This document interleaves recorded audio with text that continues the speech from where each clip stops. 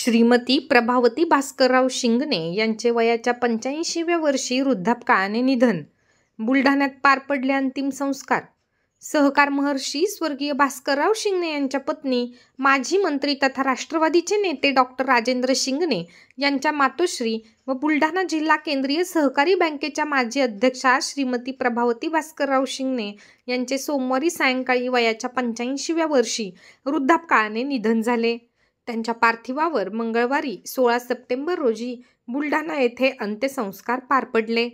राजकारणातील सर्वात मोठा परिवार म्हणून शिंगणे परिवाराकडे पाहिले जाते।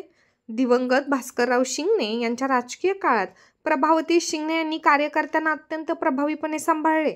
सहकाराच्या कार्यक्षेत्रात वावरताना अनेक वर्षे त्या बुलढाणा जिल्हा सहकारी बँकेच्या संचालक व काही वर्षे अध्यक्ष होत्या। त्यांनी या काळातही बँकेच्या हिताचे अनेक निर्णय घेऊन कार्यकर्त्यांना बळ दिले। भास्करराव शिंगणे यांच्या निधनानंतर त्यांनी डॉक्टर शिंगणे यांच्या मार्गदर्शकाची भूमिका निभावली। त्यांच्या पश्चात मुलगा, सून, नातवंड असा फार मोठा आप्त परिवार आहे।